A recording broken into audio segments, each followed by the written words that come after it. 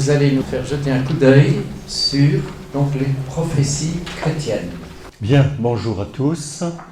Merci d'être venus. Merci à l'association Le CEP et à Dominique Tassot de m'avoir contacté.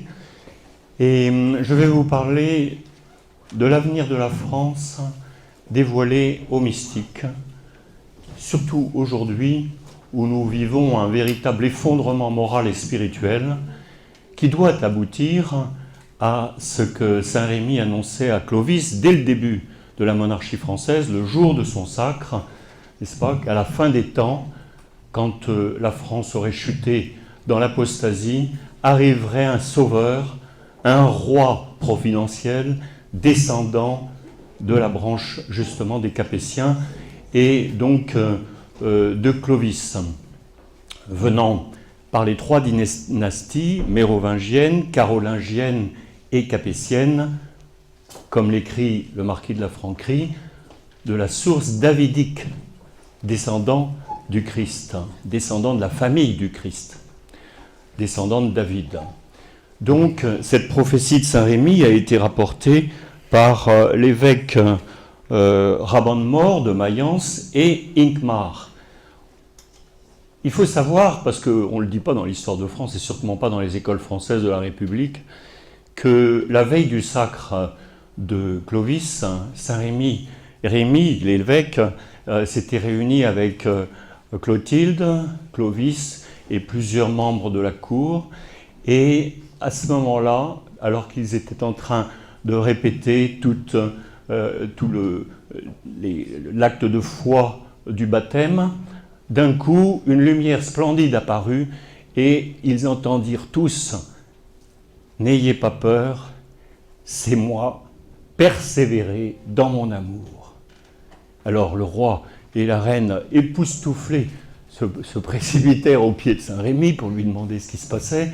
Et Saint Rémy, à ce moment-là, prophétisa ce grand retour, cette mission divine de la France qui consiste à être fille aînée, donc la première baptisée dans la foi catholique, fille aînée de l'Église et donc éducatrice des peuples, comme l'a rappelé Jean-Paul II. France, te souviens-tu des promesses de ton baptême? Le baptême, c'est pas notre baptême, c'est le baptême de la France à Reims, à Noël 496 de Clovis, suite à la bataille de Tolbiac, où il avait promis au dieu de Clotilde de se convertir à la foi de Clotilde, à la foi du Christ, s'il gagnait contre les Allemands qui étaient beaucoup supérieurs en nombre à ses propres troupes.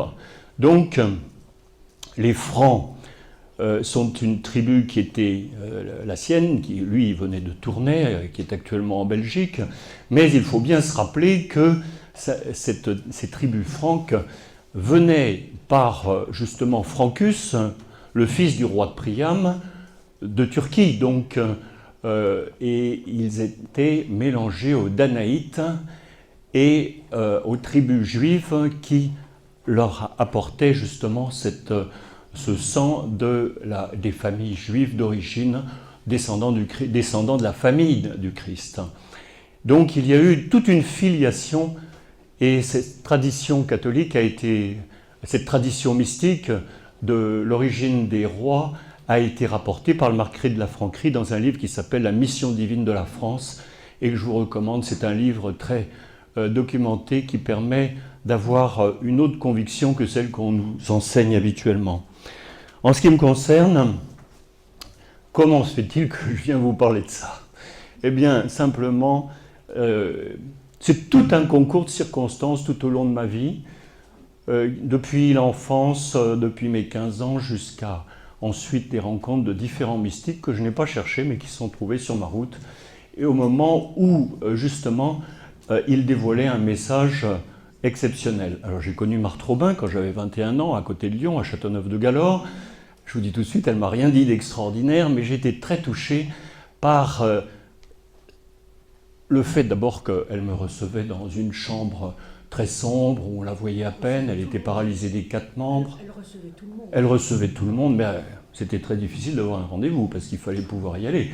Ensuite, et moi j'avais la chance d'avoir des amis qui étaient pensionnaires, qui avaient été pensionnaires à Châteauneuf-de-la-Galore, qui m'ont permis de la voir, et Mais ce qui était touchant, c'est de voir cette joie dans sa voix, une voix cristalline. Quand vous êtes en face de quelqu'un qui est paralysé des 4 membres et qui ne mange pas, qui ne boit pas et qui ne dort pas pendant 50 ans, eh bien vous vous posez des questions. D'où vient sa force? D'où vient sa joie? D'où vient cette extraordinaire communication avec le ciel qui lui permet d'avoir la vision des âmes? Quand vous rentrez chez elle, elle savait qui vous étiez, ce que vous faisiez et quel était votre problème et la réponse. Ça nous amène évidemment à l'Eucharistie parce qu'elle ne vivait que de ça une fois par semaine avec le Père Finet qui le lui apportait. Et actuellement, dans les différents messages que la Sainte Vierge a donnés depuis Catherine Labouré en 1830 jusqu'à Medjugorje aujourd'hui, il y a un constant rappel de ce trésor dans l'Église qu'est l'Eucharistie. C'est dommage qu'on n'en parle pas plus, mais vous pouvez le trouver sur Internet. Le miracle dont le pape François, en tant qu'évêque, archevêque de Buenos Aires, a vécu en 1996 devrait être connu de tout le monde. C'est une histoire qui nous montre à quel point Marthe Robin et toute la suite des stigmatisés, que ce soit Marie-Julie Jahenny, la stigmatisée de Blain, ou Padre Pio, ou bien d'autres, ont vécu une vie qui n'a plus rien de scientifiquement compréhensible et explicable. Cette Eucharistie, donc, ce qui est arrivé en 1996, c'est qu'un prêtre a trouvé une hostie qui était tombée par terre et qui était souillée. Une dame la lui a apportée en lui disant « voilà, je l'ai trouvée là ». Et ils l'ont mis dans un bocal avec, dans un tabernacle, et puis il y avait de l'eau. Et 3 semaines après, le prêtre est venu à trouver cette hostie et s'est aperçu que c'était un morceau de chair sanguinolent. À ce moment-là, Monseigneur Bergoglio a demandé un examen scientifique méticuleux à un laboratoire américain. Il s'est aperçu, sans dire du tout d'où ça venait, hein, parce qu'il n'expliquait pas quelle était l'origine et l'histoire de cette hostie. Il ne disait pas que c'était une hostie. Le laboratoire a constaté que c'était un morceau de chair du ventricule gauche, donc du cœur, d'un homme ayant subi un très fort stress de la poitrine, de sang AB, avec un diagramme aussi précis et vivant que s'il était prélevé le jour même. Alors il a tout de suite posé la question, mais d'où vous sortez ce morceau de chair? Parce que c'est quelqu'un qui est vivant. Il n'a pas eu l'explication parce qu'ils n'ont pas voulu le lui dire. Et après, vous le trouvez sur Internet tout ça, hein, le miracle de Buenos Aires, le miracle eucharistique de Buenos Aires. Et donc, le pape, enfin l'archevêque Bergoglio, à ce moment-là, a décidé d'envoyer ça en Italie et de recommencer les examens à la faculté de Sienne pour comprendre s'il y avait un rapport avec le miracle eucharistique de Lanciano. Vous avez entendu parler du miracle de Lanciano? C'est une hostie qui était conservée dans un reliquaire depuis le 7e siècle à Lanciano, dans les Abruzzes. Un prêtre doutait de la présence réelle. À ce moment-là, il a vu à l'élévation que sa main était couverte de sang. Ils en ont constaté l'existence, mais il n'y avait pas d'examen scientifique à l'époque. Donc ils l'ont gardé dans un reliquaire et en 1976, le professeur, dont je ne me souviens plus le nom, à la faculté de Sienne, a fait les examens très précis là-dessus. Sur cette hostie, a découvert un morceau de ventricule gauche, celui qui envoie le sang artériel, hein, et qui est vivant 12 siècles après. Et ils ont constaté que c'était le même homme, avec le même ADN, les mêmes... Alors les médecins disent, mais c'est pas possible, c'est quelqu'un que vous avez pris vivant, parce que les globules et toute la matière pulsent au microscope. Ça se voit, vous voyez. Alors, évidemment, quand j'ai rencontré Marthe Robin, sur le moment, si vous voulez, c'était une curiosité, une interrogation, mais ce cheminement m'a amené dans des différentes rencontres avec certains mystiques à comprendre que la science ne pouvait pas comprendre. Ça nous dépasse complètement et c'est ce qu'ont dit les professeurs de médecine qui ont fait ces examens en disant scientifiquement c'est incompréhensible qu'un cœur, un morceau de cœur 12 siècles après continue à vivre et qu'il y ait un diagramme comme s'il avait été prélevé le jour même sur un être vivant. Voilà.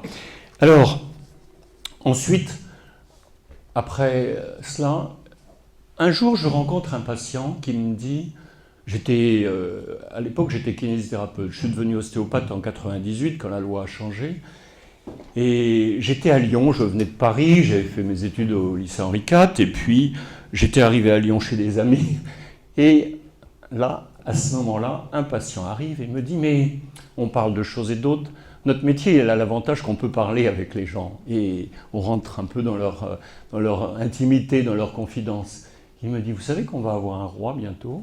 Je lui dis « ah bon? Et comment vous le savez ?» Alors, il me dit « tenez, lisez ces quatrains de Nostradamus. » Je lui dis « vous croyez ?»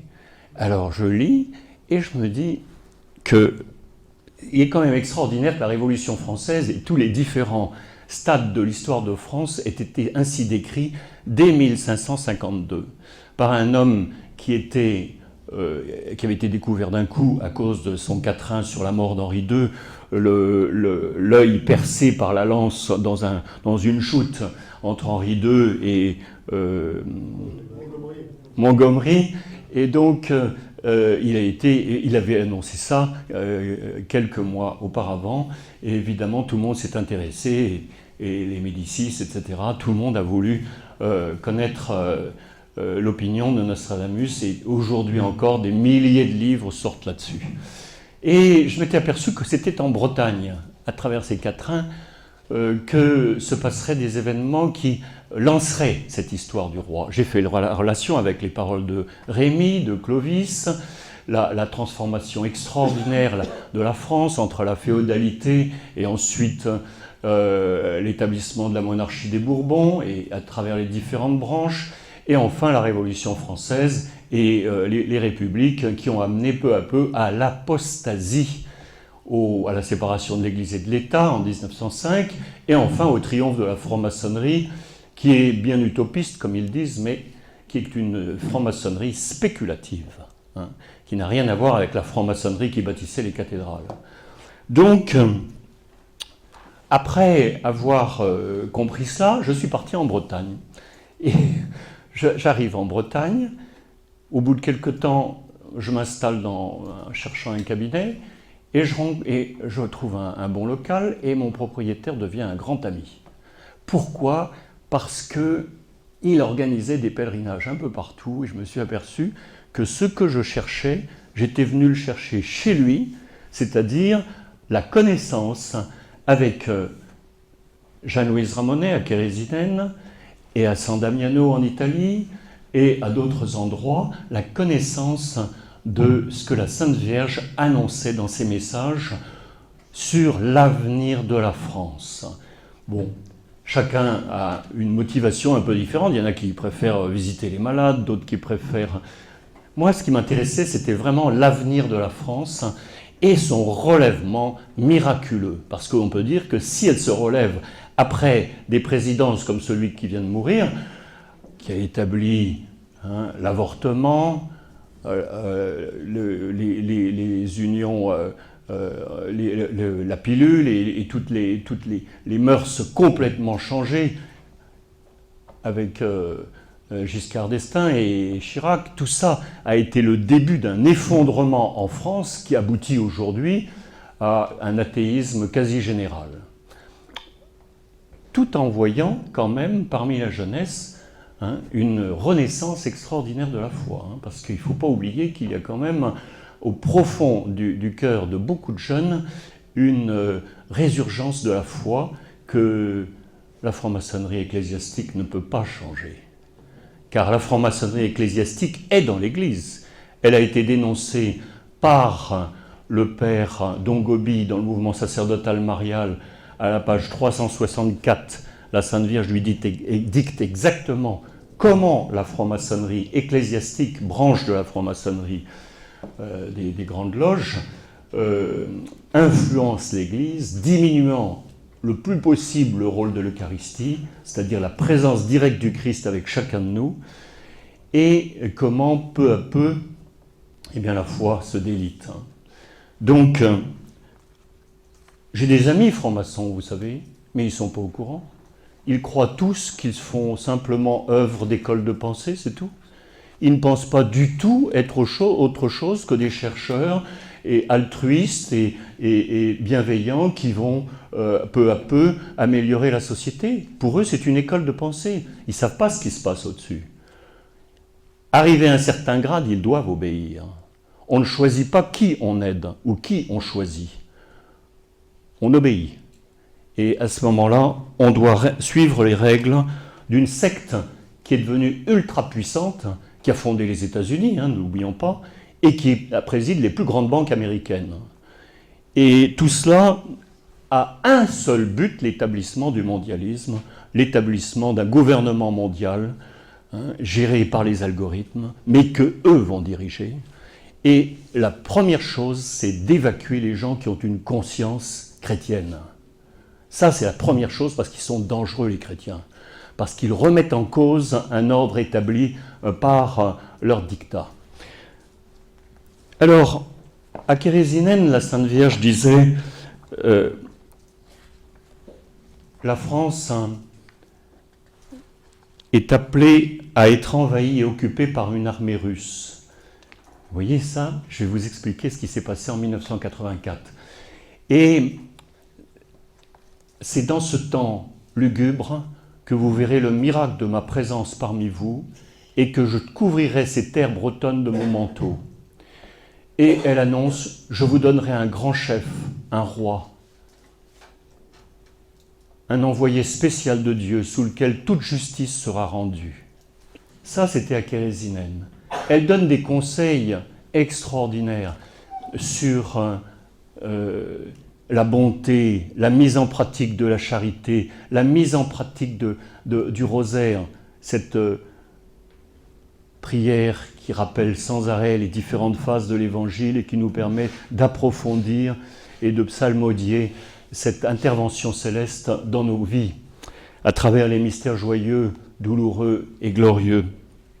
Et donc, la Sainte Vierge annonce à Kérésinène ce triomphe du retour de la foi, malgré la franc-maçonnerie ecclésiastique qui se déchaîne contre les apparitions. La conférence épiscopale de France est tenue par des gens qui sont éminemment obéissants aux autres loges. Et il ne faut pas qu'ils s'imaginent que nous sommes complètement aveugles. Et j'ai connu le père de Robert qui était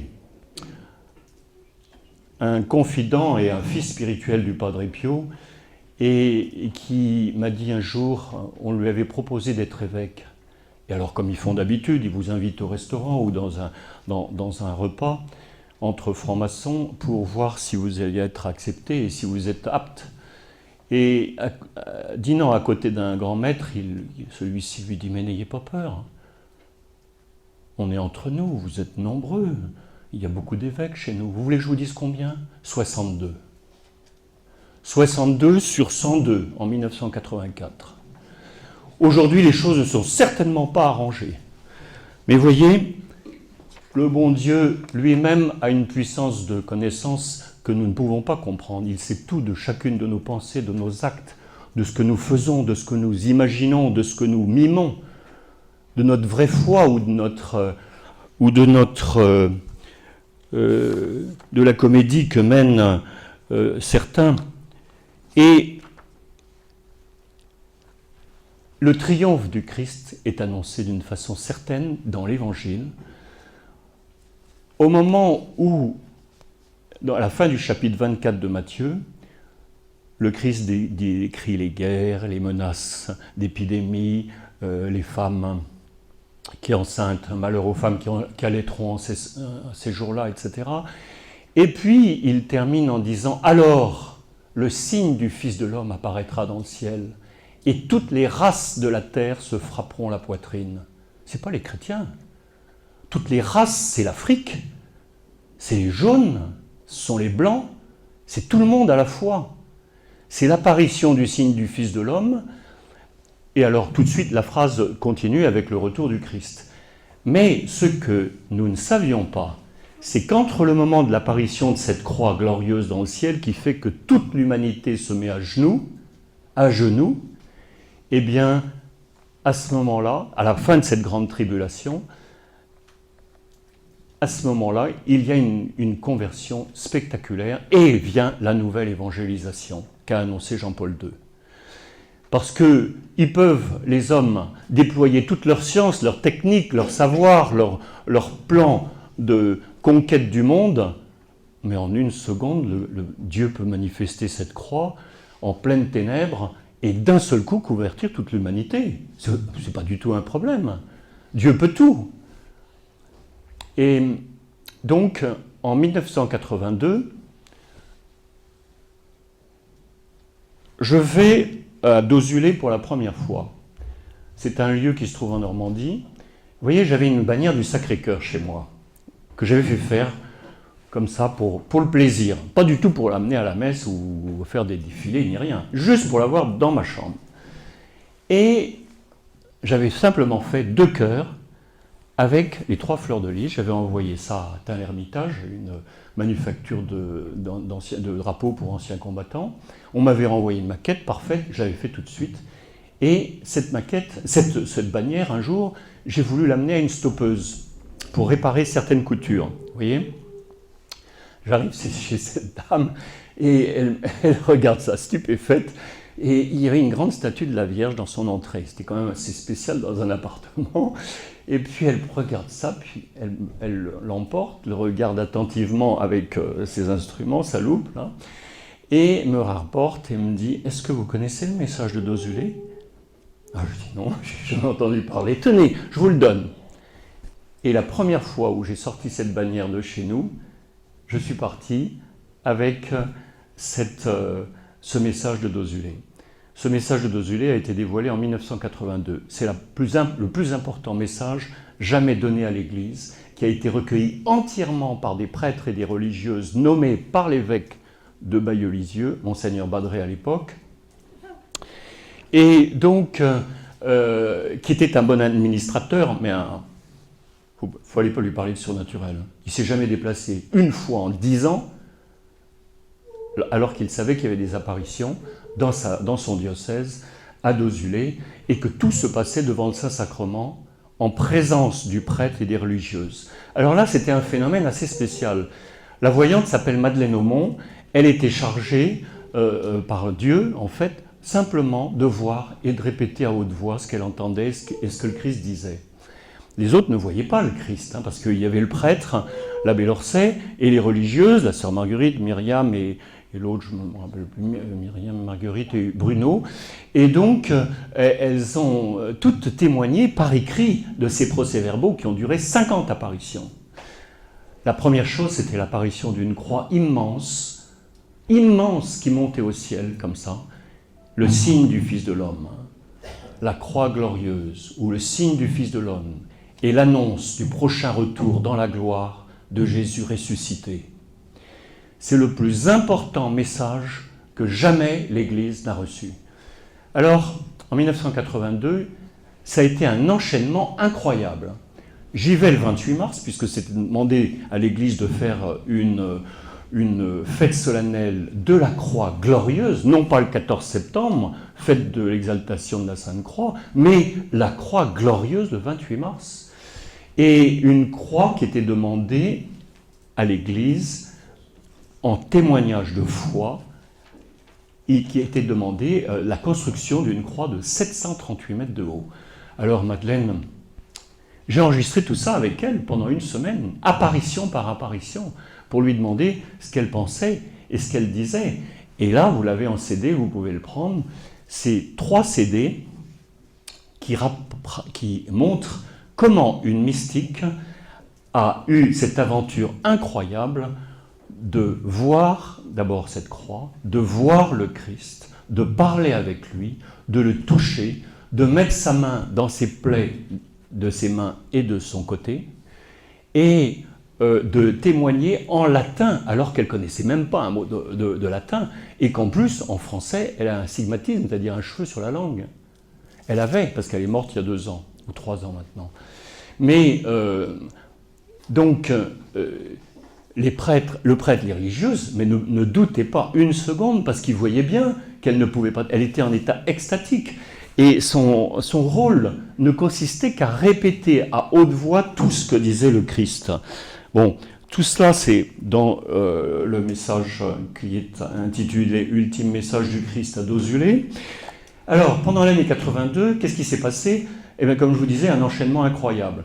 J'y vais le 28 mars, c'était la première réunion publique sur la butte de Dosulé, et je reviens chez moi, et je téléphone à la personne qui nous avait reçus à Dosulé. Je lui dis, mais vous n'êtes pas Madeleine? Pourquoi les gens du village m'ont envoyé chez vous? Alors elle me répond, elle n'a pas le droit de parler, elle n'a pas le droit de vous recevoir. Je lui dis, mais vous plaisantez? Elle me dit, non, non, je vous donne son téléphone. Alors je l'appelle, et je lui dis, Madame, vous êtes bien sûre que vous avez vu le Christ? Vous savez, Madeleine, c'était la spontanéité même. Elle vous répond avec une facilité. Vous avez qu'à écouter les CD, c'est la première fois qu'une mystique explique elle-même comment s'est passée sa rencontre avec le Christ.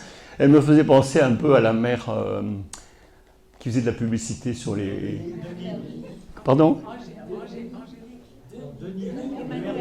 La mère Denis, avec la publicité sur Vedette, là, vous savez, les machines, d'une spontanéité totale.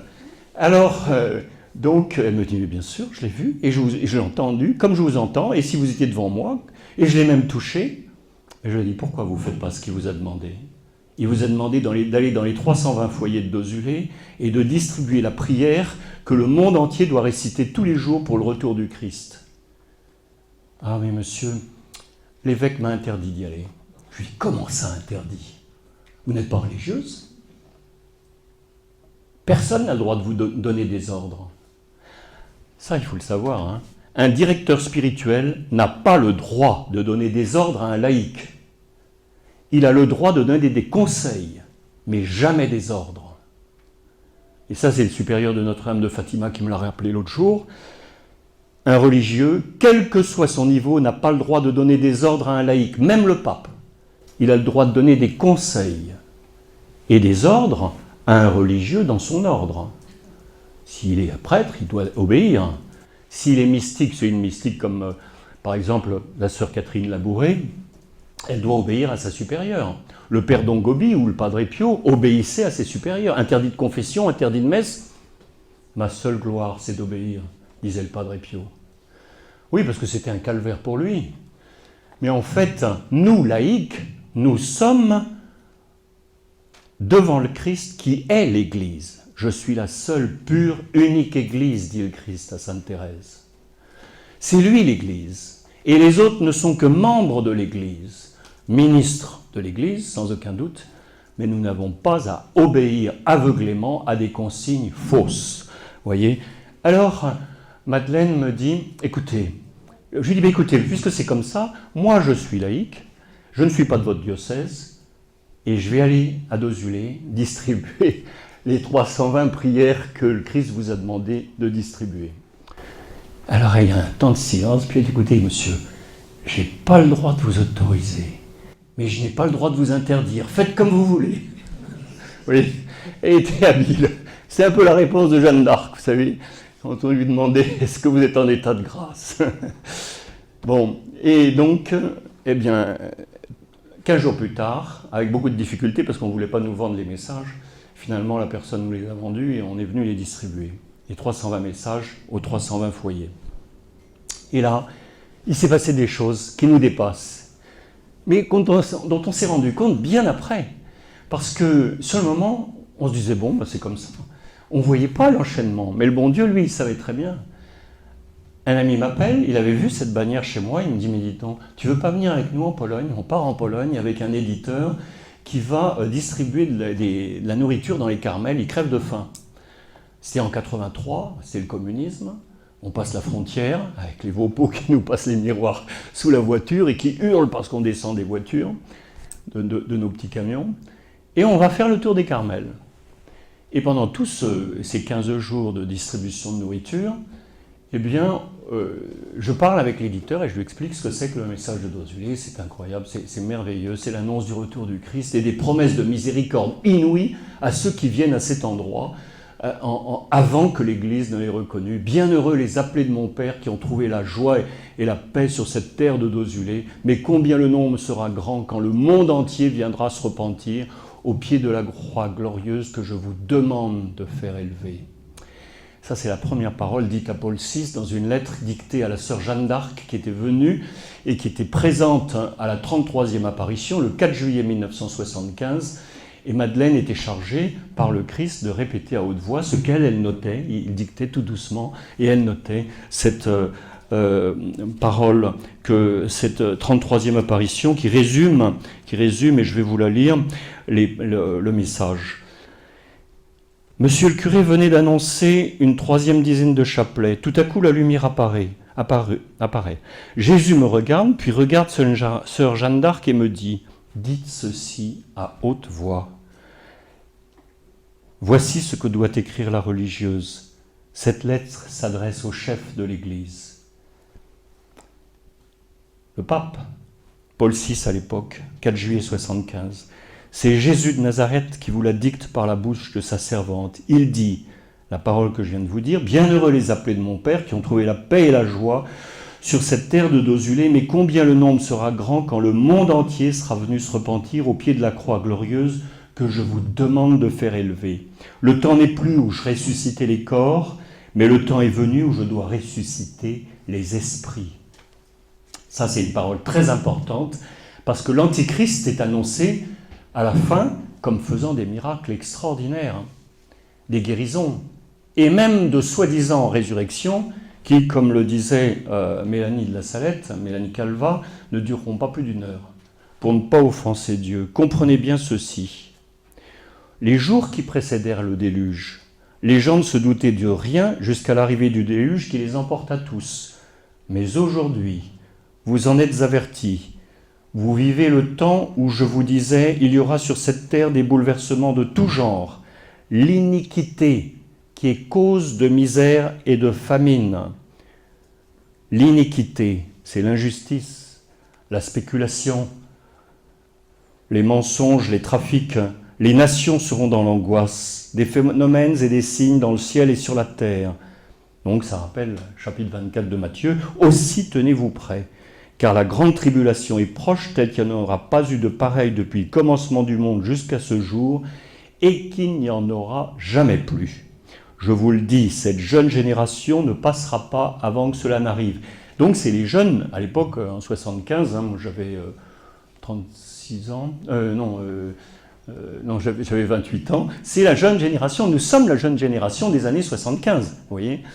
Et cette jeune génération ne passera pas sans que ceci n'arrive. Mais ne craignez rien, car voici que s'élève dans le ciel le signe du Fils de l'homme que Madeleine a vu briller de l'Orient à l'Occident.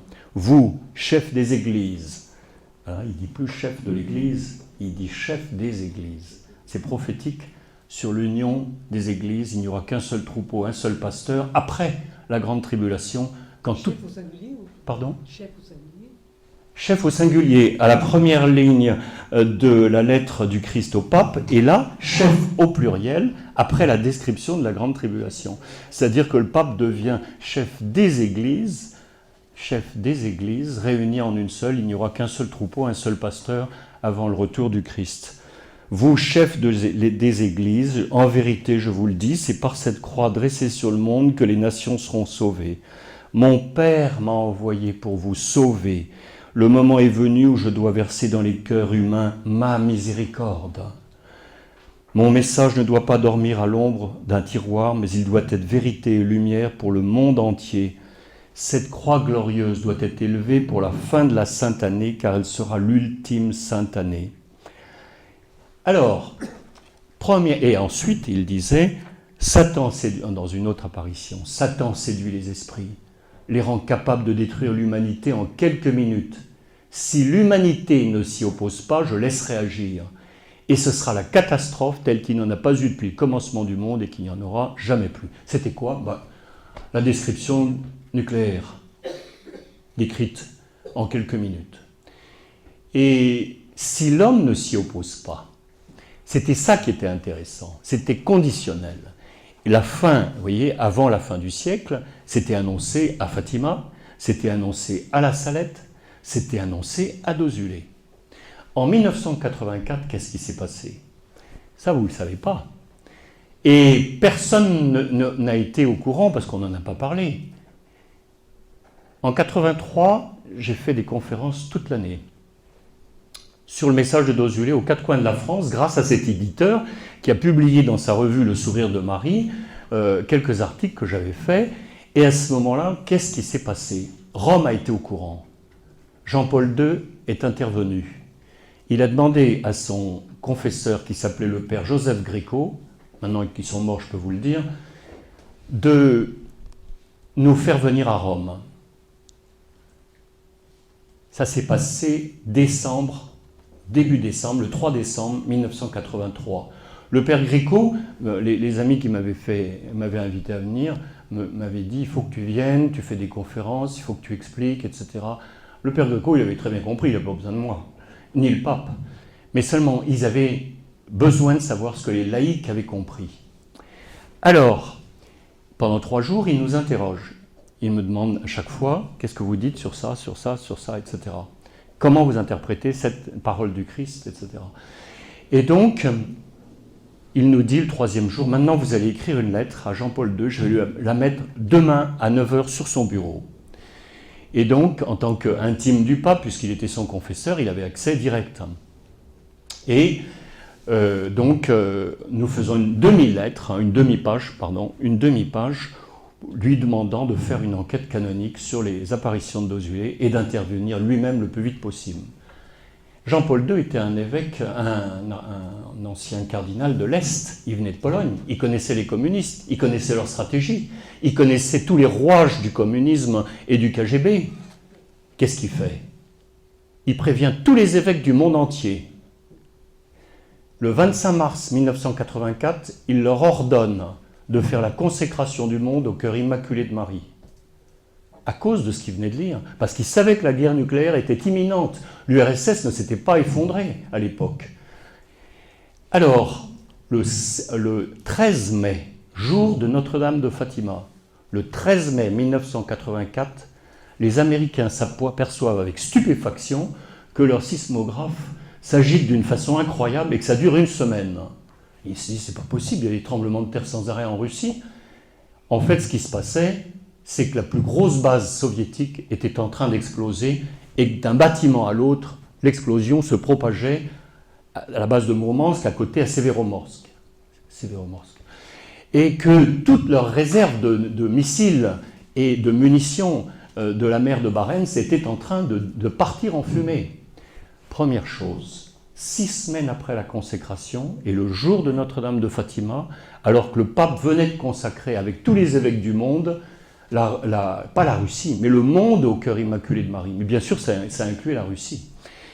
Et puis en même temps, qu'est-ce qui s'est passé? Il y a 2 ans, je crois, le chef du KGB, l'ancien chef, était interrogé sur l'effondrement de l'URSS. Et il a dit une parole que vous pouvez vérifier sur Internet. Nous n'avons pas perdu la guerre froide, nous avons été trahis. Qu'est-ce qui s'est passé? Eh bien, c'est très simple. Le Christ avait dit, si l'homme ne s'y oppose pas, je laisserai agir, c'est-à-dire ce sera la guerre nucléaire. Eh bien, il y avait un colonel russe qui s'appelait Vladimir Vetrov, à Moscou, qui était au plus haut niveau dans le KGB. Et il détestait le KGB.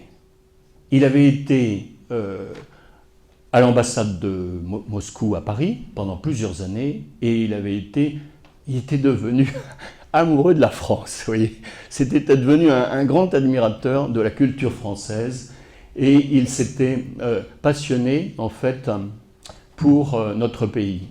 Revenu chez lui, il avait décidé de détruire l'URSS à lui tout seul. Et comment a-t-il fait? Il a accosté un ingénieur français qui s'appelait Xavier Hamel, qui était ingénieur chez Thomson. Les Français n'avaient pas d'espions à Moscou, ils n'avaient pas de service de sécurité, d'espionnage. Les Anglais et les Américains en avaient. Mais lui, Vétroff, a fait exprès de choisir un Français justement pour brouiller les pistes. Et un Français qui n'était pas du tout dans le coup, qui était simplement ingénieur chez Thomson. Et il lui dit, dans la rue, en l'accostant sans précaution, j'ai des papiers à vous remettre, vous allez les transmettre à votre ambassade, et il va falloir que nous coopérions et que nous nous rencontrions.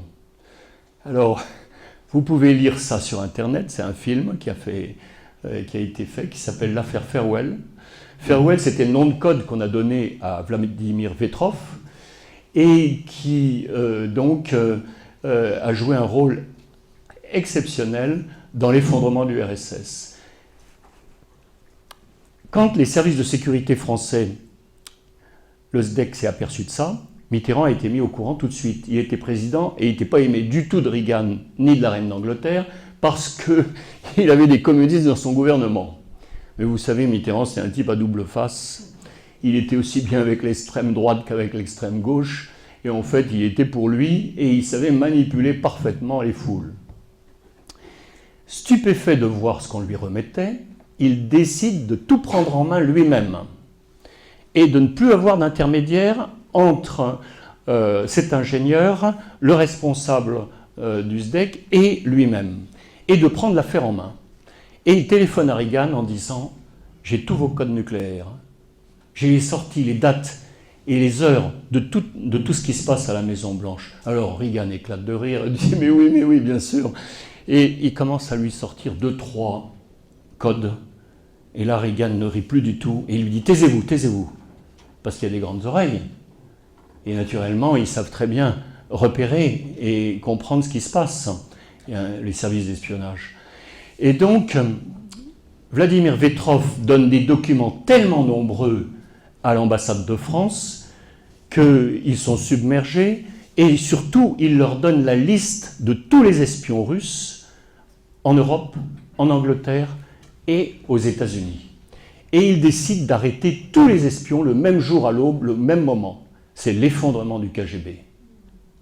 200 personnes sont arrêtées aux États-Unis, 40 en France, beaucoup en Angleterre aussi.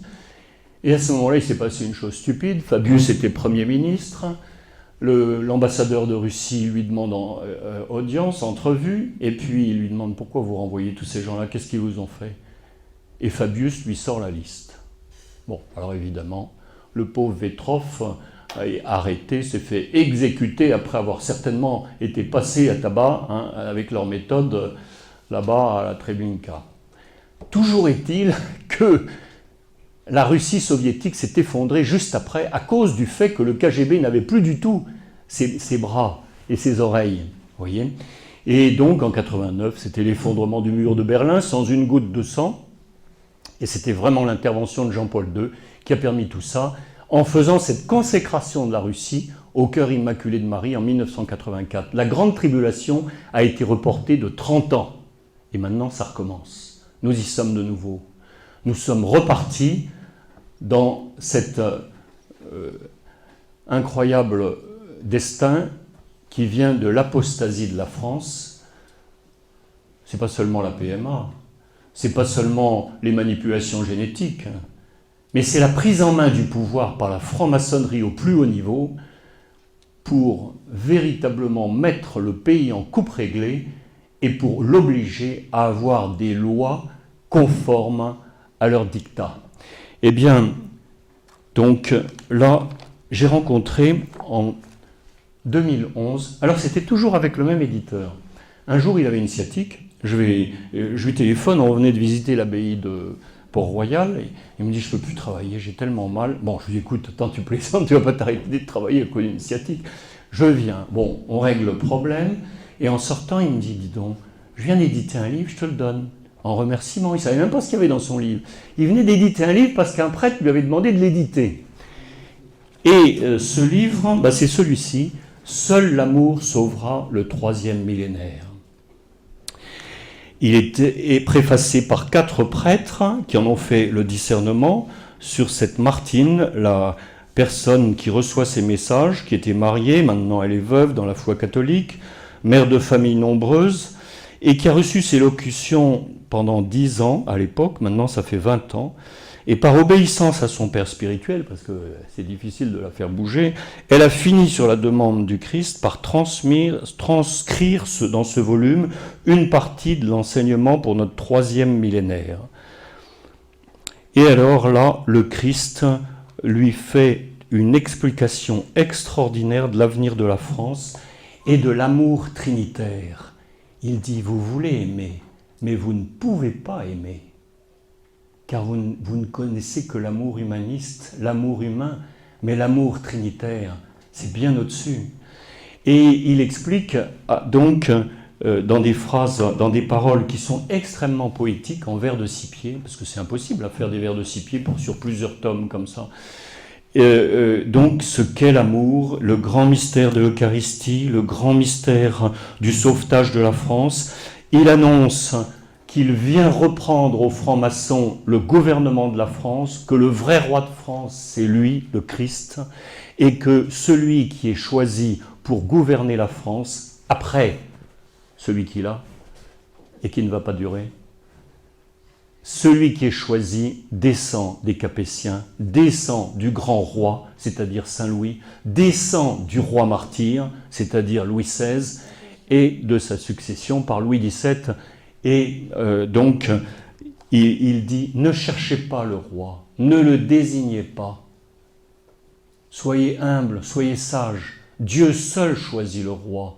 Dieu désigne son roi par la croix au précaré. En fait, c'est un homme qui arrivera et qui est un envoyé spécial de Dieu, comme dit la Vierge à Kérésinène. Je vous enverrai un grand roi, un envoyé spécial de Dieu, sous le règne duquel toute justice sera rendue.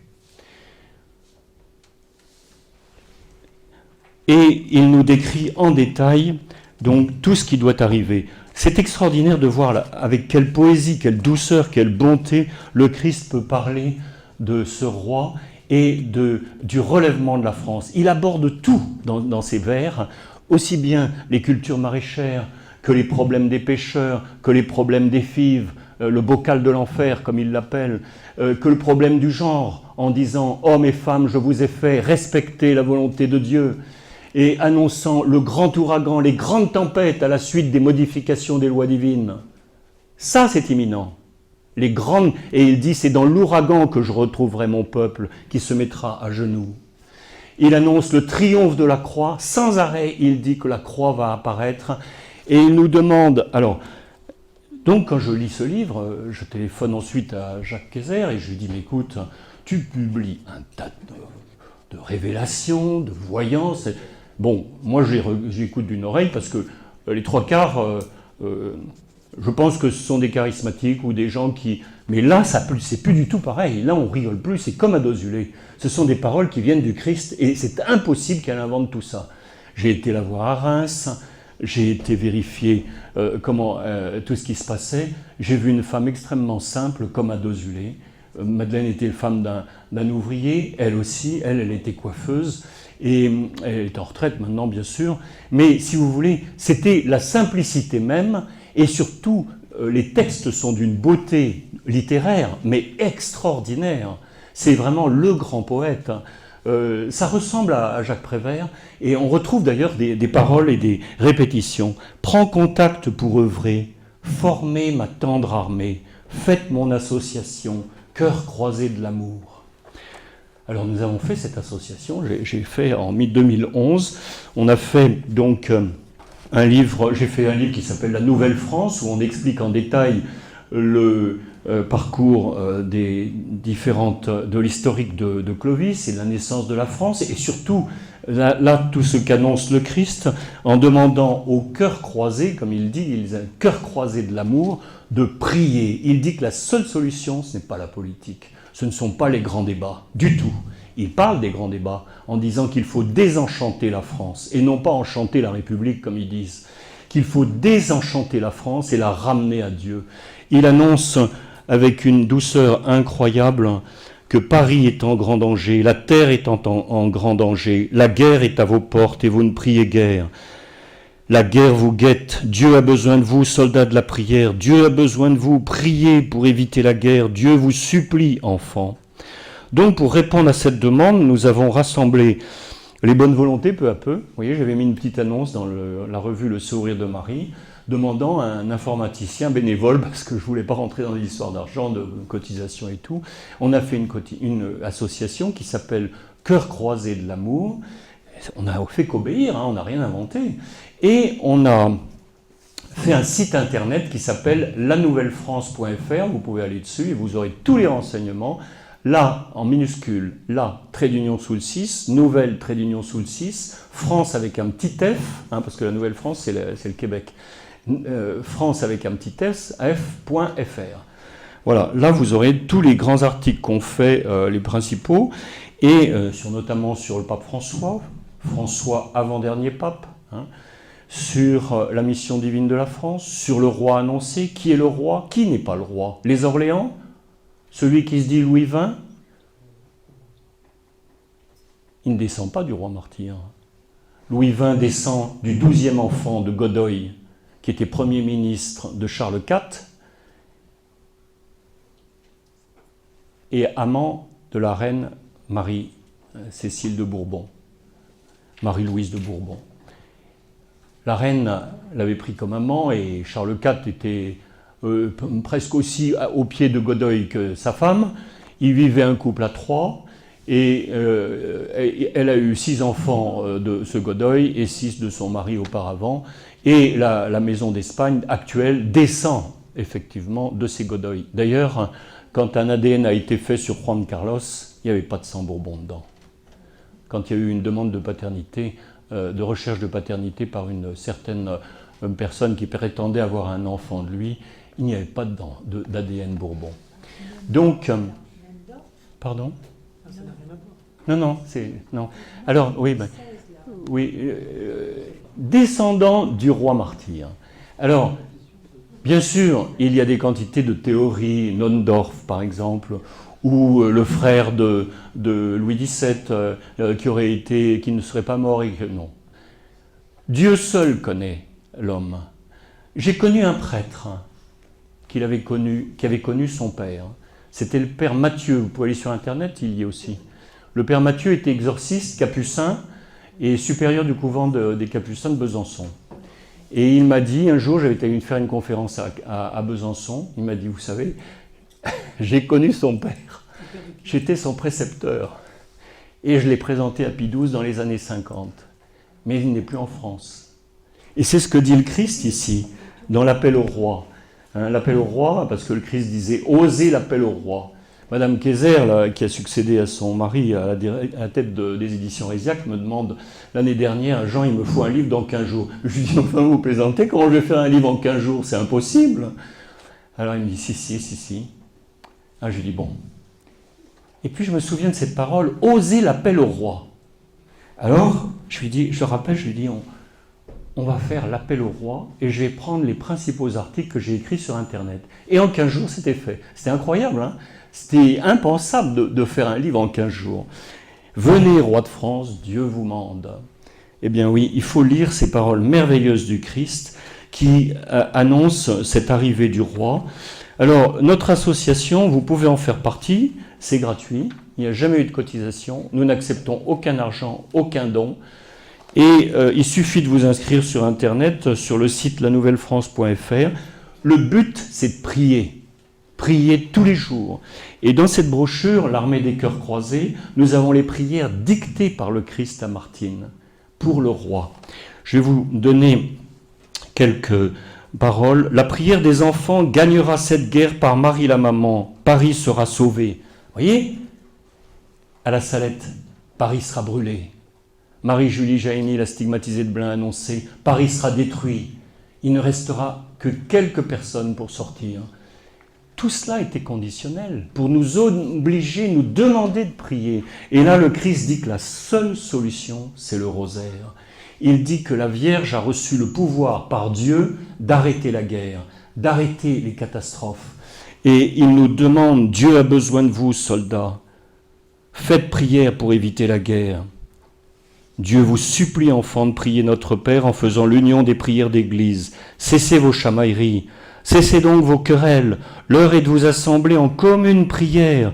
L'heure n'est plus au discours pour débattre d'un point ou d'une virgule, d'un texte. L'heure est l'heure de prier pour la terre en danger. Fiers soldats de l'amour, gardez paix en vos cœurs au milieu des tourments. Mettez genoux à terre en tenant droite la croix. C'est l'épée du combat, c'est la force du roi que Dieu a désigné. Et c'est au précaré que se dresse la croix qui désigne le roi. Alors, le précaré pour Vauban, c'était la France. Le précaré, ça peut être un groupe d'amis. Le précaré, ça peut être aussi un endroit que Dieu choisit. Franchement, nous n'en savons rien, je vous le dis tout de suite. Et je ne veux pas le savoir. Mais je peux vous dire quand même que depuis 1883, à Sainte-Anne-d'Auray, nous savons par la stigmatisée de Blain que le roi doit venir à Sainte-Anne, supplier Sainte-Anne de l'aider à sauver les Français. Et il viendrait, et depuis 3 ans, le carré de mur qui entoure le monument du comte de Chambord à Sainte-Anne-d'Auray a été entièrement remis à neuf alors qu'il était entièrement en ruine. Il se peut bien que ce soit là, mais on ne sait pas. Et je n'accepte pas, je vous le dis tout de suite, de suivre tous les multiples rois qui me téléphonent ou qui m'écrivent en me disant « mais si, c'est celui qui vous parle ». Ben oui, bien sûr. Il y en a tellement que j'ai une petite collection, vous voyez. Alors, il y en a même qui sont messagers. Il y en a un dernièrement qui m'a affirmé qu'il était membre des Chevaliers du Saint-Sépulcre, suivi par son évêque, soutenu par son mouvement, etc. Et qu'il avait mission de contacter le roi et qu'il voulait absolument passer par notre association. Faites ce que vous voulez, moi ça ne me regarde pas. Nous attendons le roi et nous ne mettrons jamais genoux à terre devant un homme qui se prétend roi et qui montre une généalogie extraordinaire, etc. Ce qui nous intéresse, c'est la croix qui viendra sur lui. C'est tout. Donc on n'a pas besoin de chercher. Il y en a même un qui est venu en nous disant qu'il était le Christ. Ah oui, ben pourquoi pas. Mais oui, alors vous comprenez, et bientôt il va y avoir plein de gens qui vont dire qu'ils sont le Christ. On vous dira qu'il est ici ou là. N'y allez pas, car ils séduiront même les élus. Parce que c'est effarant de voir le nombre de gens qui cherchent un gourou, et qui cherchent des médiums, et qui cherchent des révélations qui vont leur permettre d'avoir un rôle, ou de sortir de leur monotonie, et puis de devenir tout d'un coup des acteurs. Vous voyez, c'est incroyable de voir comment on est entouré de gens qui ont plein d'imagination. Mais le Christ nous dit, l'infâme prépare la guerre. Il faut prier, c'est tout pour empêcher la guerre. La paix est à ce prix, la paix, c'est la prière. Priez, enfants, priez pour... Alors, on croit à une prophétie quand elle est réalisée. Le prix, c'est la prière. Priez, enfants, priez pour Paris Notre-Dame. Et il dit dedans, en 2015, Marie sauvera des flammes le cœur de Notre-Dame. Vous voyez, le cœur de Notre-Dame. Et les 5 femmes là, qui ont été arrêtées, qui doivent passer ou qui sont passées en jugement, là, qui devaient mettre le feu à Notre-Dame il y a 3 ans, je crois, eh bien, ces personnes sont véritablement celles qui sont annoncées les servants de la haine. Les servants de la haine, et le Christ nous dit que l'amour triomphera de la haine, et que les servants de la haine retourneront chez eux, et qu'ils ne resteront pas. Il dit bien à Martine, qui elle était très naïve sur tout ça, souviens-toi bien que le Coran n'accepte pas l'heure de grâce, par où le Christ est allé chercher au fond des enfers tous vos péchés pour vous sauver. Parce que dans le Coran, il est bien indiqué, noir sur blanc, un autre a pris sa place. Il n'a pas été crucifié. En fait, le Coran a été écrit par qui? C'est pas par Mahomet, il était analphabète et totalement incapable. C'était un chamelier qui était au service de Khadija, sa femme juive, et qui, elle, connaissait la Bible. Et qui lui a dicté, qui lui a enseigné comment il allait convertir les tribus arabes à sortir de l'idolâtrie des pierres, des Kaaba, pour venir adorer un seul Dieu. Mais c'était son Dieu, le Dieu de la loi, du Talmud, et le Dieu qui n'est certainement pas le Christ. Donc elle a fait écrire ça. Le Christ est un prophète pour eux, mais n'est pas Dieu du tout. À partir du moment où vous évitez, où vous éliminez la crucifixion, il n'y a plus de rédemption. Donc on n'est plus du tout dans le christianisme. Les gens qui veulent faire le Chrislam, comme j'ai entendu dernièrement, ce sont des gens qui n'ont rien compris au christianisme. On ne peut pas négocier la crucifixion et la rédemption par le Christ, le sauvetage de toute l'humanité. À quoi sert l'Église? À quoi sert notre messe? À quoi sert l'Eucharistie? Ce sont les prémices de la présence vivante du Christ. L'Eucharistie, c'est la présence vivante, comme je vous l'ai décrit tout à l'heure scientifiquement par les médecins qui ont découvert que c'était vraiment le corps et le sang du Christ. Mais ce sont les prémices. La vraie présence du Christ, physiquement visible, amie, c'est celle qui vient à notre rencontre dans notre maison. Je frapperai à votre porte, vous m'ouvrirez et nous souperons avec vous, mon Père et moi. Voilà la présence du Christ dans la nouvelle Jérusalem où le culte en esprit et en vérité est établi. L'église de Pierre n'est qu'un intermédiaire. Elle s'arrête au moment du retour du Christ. L'enlèvement des élus se fait, comme le décrit l'apôtre Paul, à la rencontre du Seigneur, et il y a véritablement un nouveau monde qui apparaît après la destruction du monde actuel décrite dans le chapitre, dans les deuxième épître de Saint Pierre. Le ciel et la terre s'embraseront et embraseront toutes les œuvres des hommes. Eh bien, après, les élus étant mis à part, le Christ ramène ses élus sur une terre totalement rénovée, un nouveau monde, et la nouvelle Jérusalem apparaît. C'est la grande révélation de Dossulé. C'est sur cette terre bénie et sacrée que mon Père a choisi que vous verrez la cité sainte, la Jérusalem nouvelle. Le cardinal Ratzinger, c'est-à-dire Benoît XVI, avant qu'il soit pape, avait dit à propos de Madeleine, le Christ peut très bien dévoiler à une simple laïque le lieu de son retour. Ça n'a rien du tout d'opposé à l'enseignement de la foi chrétienne, et ça n'est pas du tout en contradiction avec ce que disaient les anges aux apôtres au moment où le Christ est monté dans son ascension. Il leur dit « Hommes de Galilée, pourquoi restez-vous ainsi à regarder le ciel ? Celui qui est parti reviendra de la même manière qu'il est venu, c'est-à-dire descendant des cieux. » Vous voyez, c'est pour ça qu'il est bien dit, celui qui vous dira qu'il est ici ou là, n'y allez pas. Car le retour du Christ se fera dans la gloire, justement après la mort de l'Antichrist, et parce que l'épître aux Thessaloniciens nous le dit bien, le deuxième épître, que Dieu le fera périr l'impie, au moment de son retour par le souffle de sa bouche. L'Antichrist ira à Jérusalem, séduisant toute la nation juive, qui le prendra pour le Messie, et à ce moment-là, il mimera l'ascension, et comme le dit le message de la Salette, il sera foudroyé par le souffle du Christ, par Saint Michel, et les Juifs épouvantés verront son cadavre rempli de vers sur le mont des Oliviers où il venait mimer l'ascension. Eh bien, tout cela, c'est dans le message de la Salette, qui est reconnu par l'Église, et il faut bien comprendre que le but de notre christianisme, c'est pas d'être baptisé, c'est pas d'aller à la messe, c'est d'être inscrit sur le livre de vie, et la messe, le baptême, les sacrements sont les moyens pour permettre d'avoir accès à ce livre de vie. Celui qui observe mes commandements et qui mange de ce pain aura la vie éternelle. Et c'est cette vie éternelle qui est importante. Vous voyez, nous vieillissons, notre traits changent, on devient malade, on devient vieux, et c'est la décrépitude peu à peu du corps humain, c'est la voie naturelle de notre évolution, c'est la voie humaine, fils d'Adam. Nous allons quitter, en espérant en faire partie, cette condition de fils d'Adam pour devenir fils de Dieu qui ont la vie éternelle dans ce nouveau monde.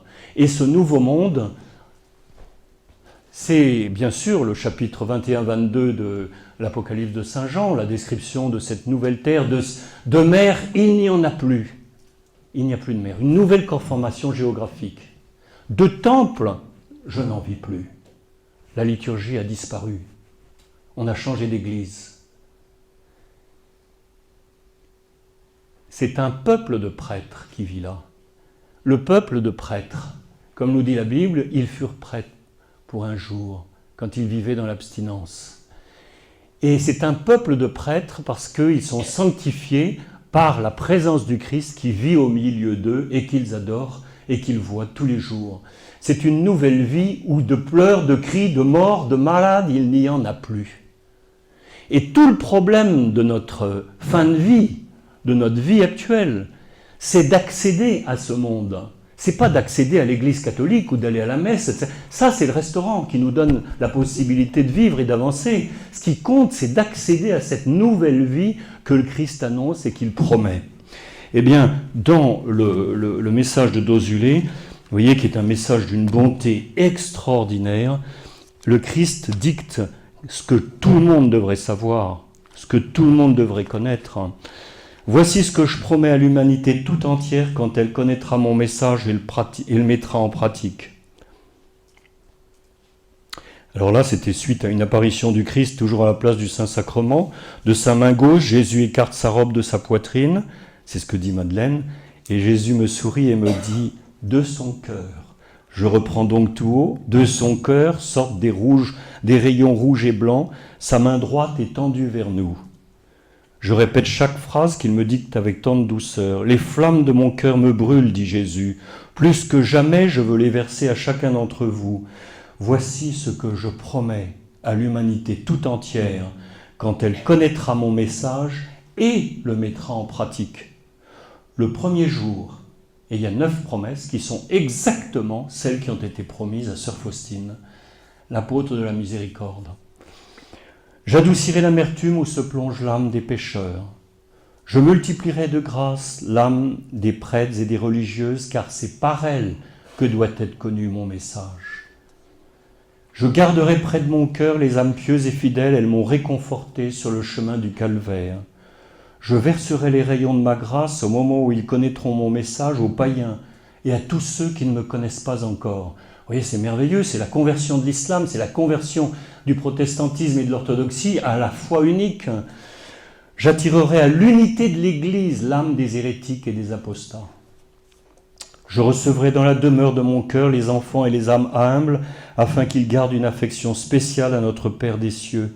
J'accorderai des grâces de tout ordre à ceux qui, connaissant mon message, persévéreront jusqu'à la fin. Je soulagerai les âmes du purgatoire, mon sang éteindra leurs brûlures. Je réchaufferai les cœurs les plus endurcis, les âmes glacées, celles qui blessent le plus profondément mon cœur. Et ça, malheureusement, vous voyez, ça concerne le clergé. Parce que le Christ avait promis à Madeleine, à la suite d'une neuvaine qu'il lui avait fait faire dans la semaine du Sacré-Cœur, faites une neuvaine. À la fin de la semaine du Sacré-Cœur, allez voir l'évêque. Les portes s'ouvriront, son cœur fondra. Qu'est-ce qu'ils font? La glace, l'indifférence. L'abbé Orsay, à la fin de la neuvaine qu'ils avaient fait ensemble, lui dit « Mais Madeleine, on ne va pas voir l'évêque comme ça. Il faut prendre rendez-vous. »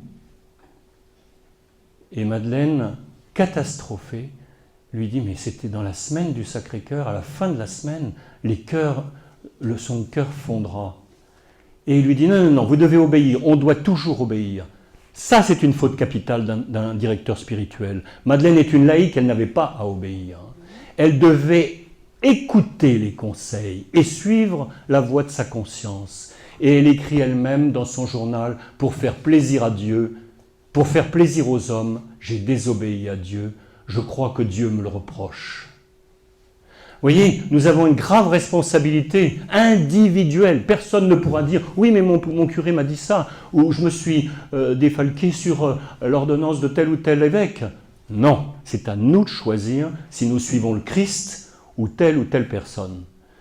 Parce que comme je vous le disais, un directeur spirituel a le droit de donner des ordres à un religieux, pas un laïc. Pas un laïc. Et alors la promesse la plus fantastique, et ça je vous le dis parce que c'est important, je promets à tous ceux qui viendront se repentir au pied de la croix glorieuse et qui diront tous les jours la prière que je leur ai enseignée, qu'en cette vie, Satan n'aura plus de pouvoir sur eux et que pour tout un temps de souillure, en un instant, ils deviendront purs et seront fils de Dieu pour la vie éternelle. Et ben voilà, c'est ça qu'on attend. C'est pas du tout d'être approuvé par telle ou telle personne. Le Christ nous supplie ici, dans les messages de Martine, de communier à genoux et sur la langue, en disant que le roi viendra, qu'il est doux et courtois, joyeux et paisible, et qu'il donnera l'exemple en communiant à genoux et sur la langue. Qu'est-ce que ça peut nous faire? Celui qui communie debout devant nous, ça ne nous regarde pas. Le Christ nous demande de communier à genoux et sur la langue. Mère Teresa de Calcutta, à qui on demandait quel était le plus grand péché sur la terre, elle disait ce n'est pas le fait d'ignorer les pauvres, ce n'est pas le fait d'empêcher les guerres, c'est pas de provoquer les guerres, c'est de communier à genoux, debout et dans la main. Parce que, pensez donc,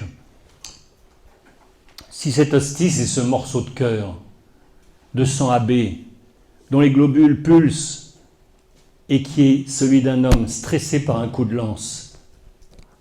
On est là debout, et puis, comme disait Jean-Paul II, devant Dieu, l'homme n'est grand qu'à genoux. Alors, évidemment, il y a toujours le côté moderniste de la franc-maçonnerie ecclésiastique qui dira, bon, le tabernacle, vous le mettez là-bas, au fond, à droite. Les agenouilloirs, vous les enlevez. Vous enlevez toutes les paroles en latin, vous surtout pas du tout de prie-dieu, et vous faites attention qu'il n'y ait pas trop de mariolâtrie, comme me l'a dit un recteur de Sainte-Anne-d'Auray. C'est du blasphème, ni plus ni moins. On n'a pas le droit d'empêcher la foi des laïcs de s'exprimer, la foi populaire.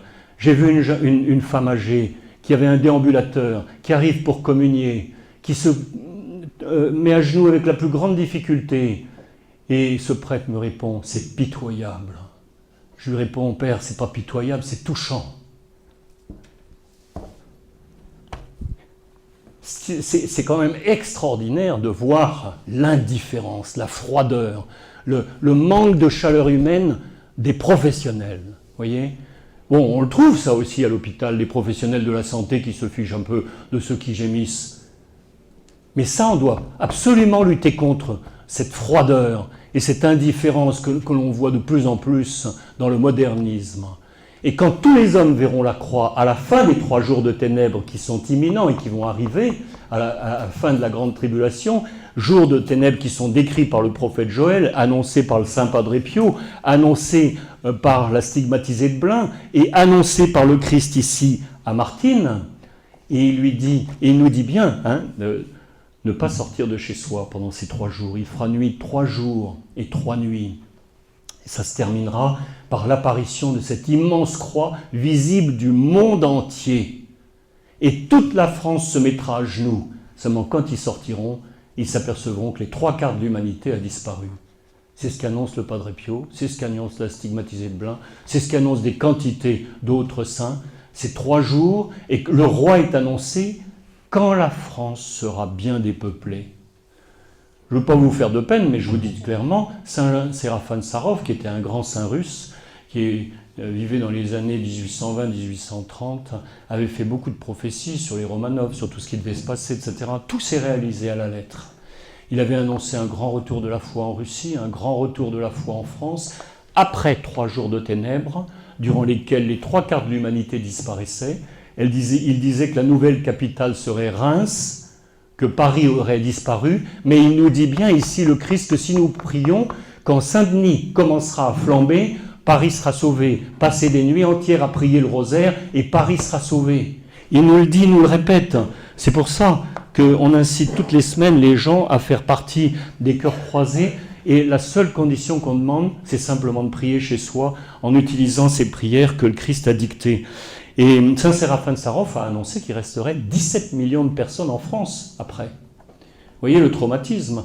Et le monstre qui est annoncé viendrait après l'Antichrist. L'Antichrist, c'est lui, l'impie, qui doit faire chuter.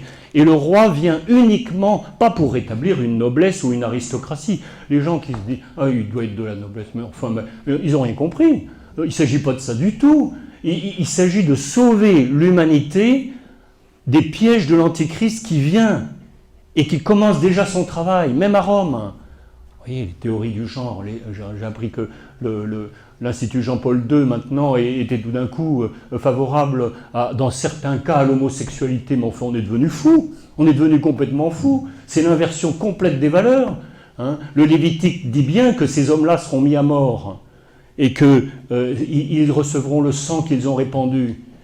Nous devons quand même faire attention à cette société qui est commandée par des LGBT, etc., et qui nous plonge dans la catastrophe. Hein. Et la catastrophe, c'était quoi? Mais l'humanité peut peut-être s'en souvenir. Sodome et Gomorrhe, c'était quoi? Il n'y avait pas besoin de bombes atomiques. Ils ont flambé en l'espace de quelques minutes. Et ils voulaient absolument que cette homosexualité soit répandue partout et accuser l'autre de ne pas vouloir en faire partie. Voilà ce qui nous attend, le feu du ciel. Les 3 jours de ténèbres, c'est le feu du ciel qui descend sur la terre et la purifie en détruisant les 3/4 de l'humanité. Et ça se termine, alors le Christ nous dit bien ici dans les messages de Martine, il nous dit bien d'être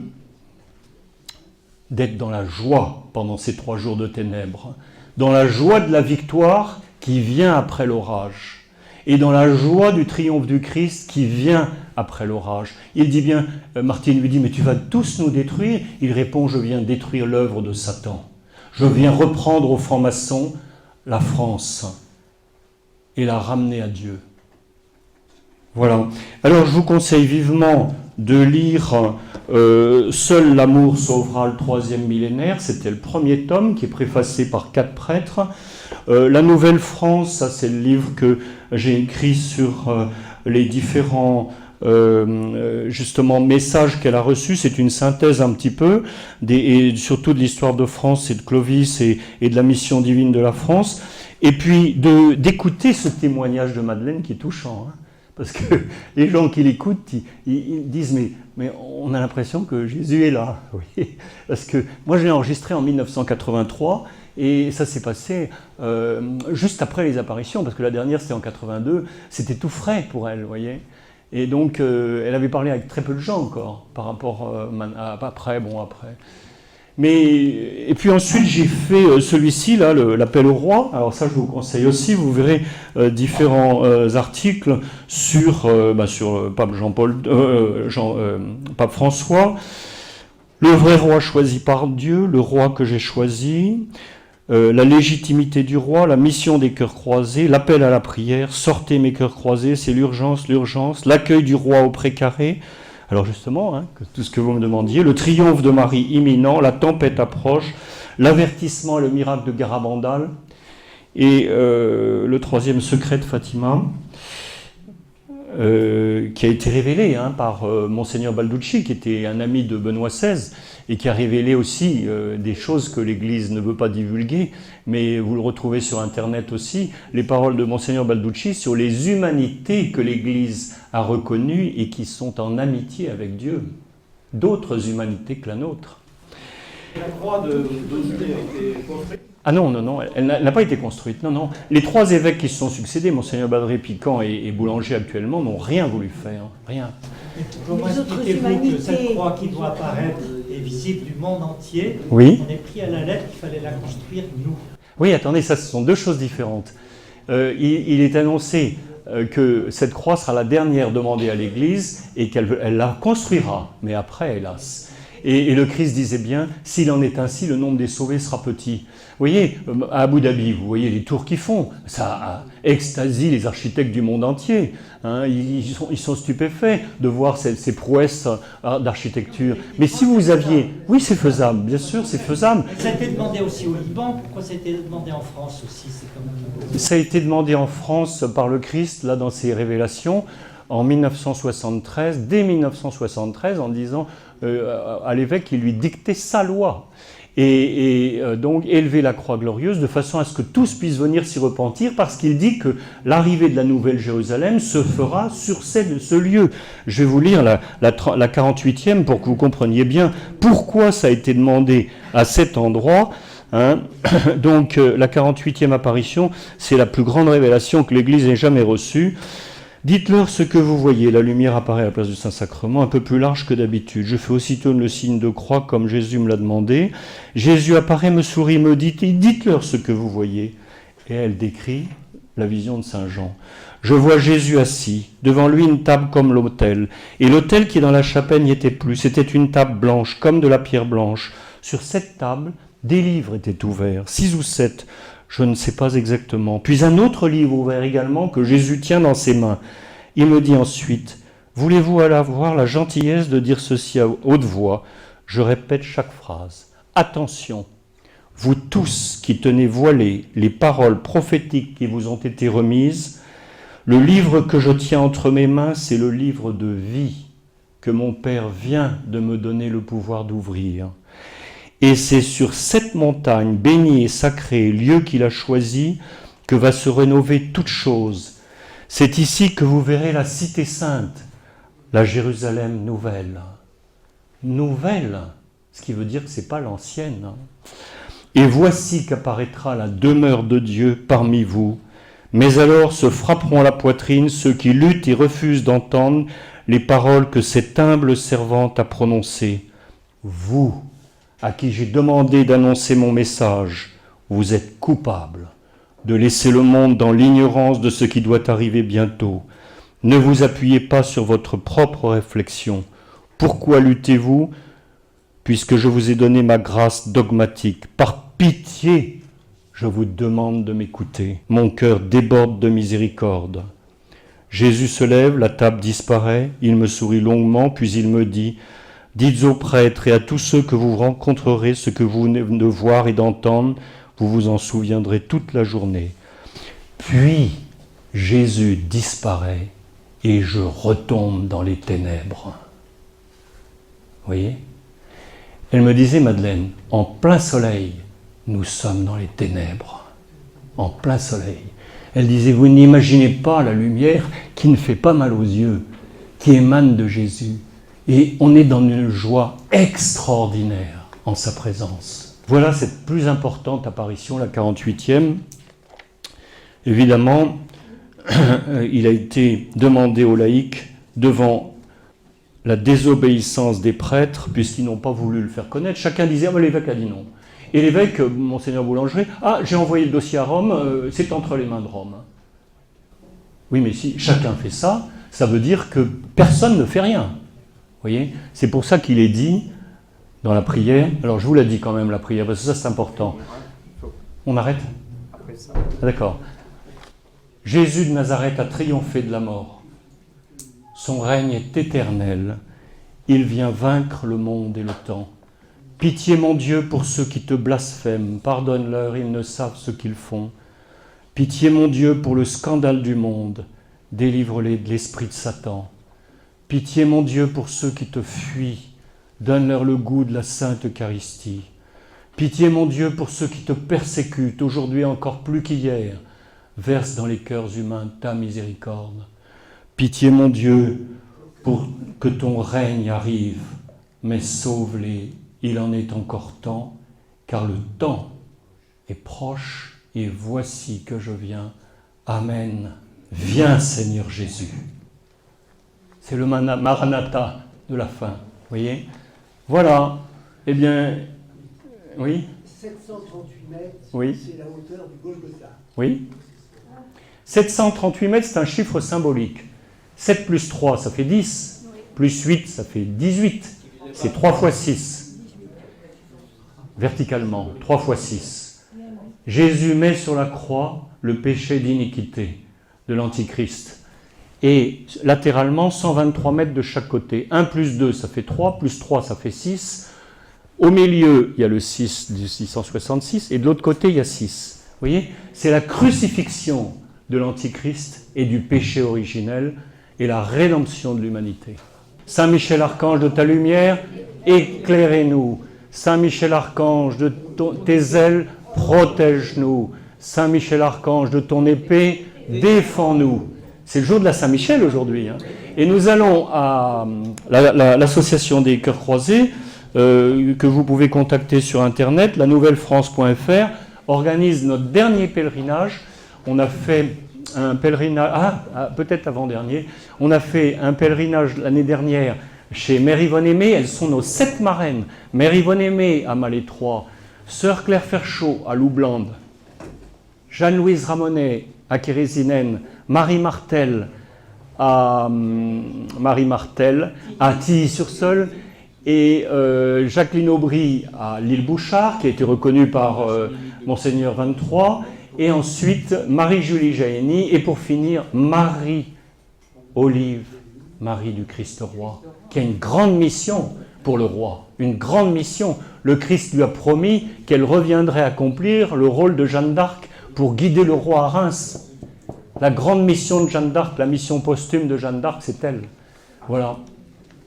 Vous êtes mes amis si vous faites ce que je vous commande. Vos amissime iestis, si feceritis, que praecipio vobis. Voilà.